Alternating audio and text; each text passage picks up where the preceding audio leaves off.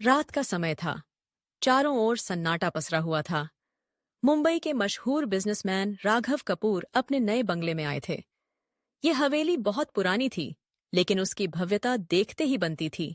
नौकर चाकर, बड़ा सा गार्डन, शानदार इंटीरियर, सब कुछ एकदम परफेक्ट था। राघव ने अपने नौकर मोहन से कहा, घर तो शानदार है, लेकिन सुना है कि यहाँ कुछ अजीब घटनाएं होती हैं। मोहन ने झिझकते हुए कहा, साहब सब अफवाहें हैं, लेकिन। मोहन रुक गया। लेकिन क्या?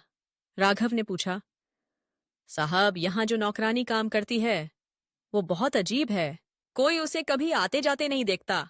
वो सिर्फ खाना सर्व करने के बाद गायब हो जाती है। मोहन के चेहरे पर डर साफ झलक रहा था। राघव हंस पड़े। अरे पागल, ये सब बकवास बातें हैं। उन्होंने कंधे उचकाए और अपने कमरे में चले गए। रात का खाना लग चुका था। मोहन ने बताया कि खाना नौकरानी ने बनाया था।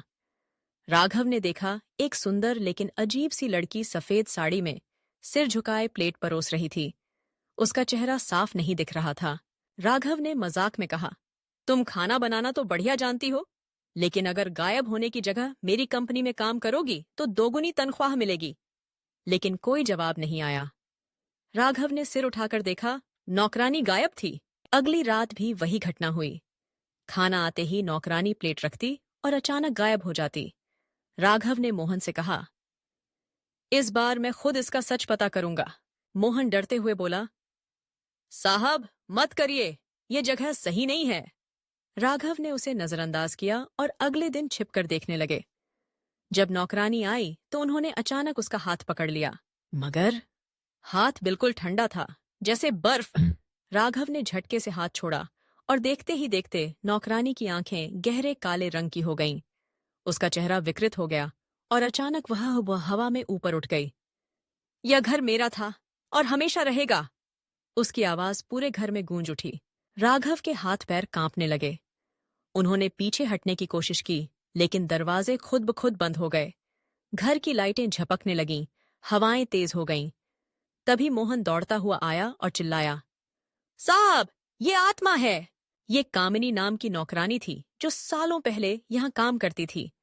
मालिक ने उसे वेतन देने से मना कर दिया था और उसने आत्महत्या कर ली थी। तभी से उसकी आत्मा यहाँ भटक रही है।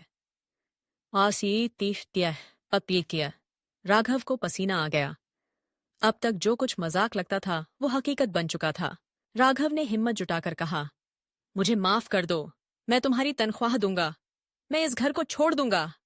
भूतिया नौकरानी ने एक भयानक हंसी हंसते हुए कहा, अब बहुत देर हो चुकी है। अचानक पूरा घर हिलने लगा। राघव की सांसें तेज हो गईं।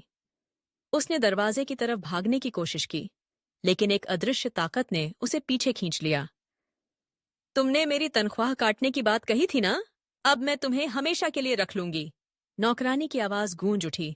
राघव की चीखें हवेली में गूंज उठीं और फिर सब कुछ शांत हो गया। अगली सुबह मोहन ने देखा, हवेली में न राघव थे न कोई निशान। बस डाइनिंग टेबल पर गर्म चाय का कप रखा था, जैसे कोई अभी अभी उसे रख कर गया हो।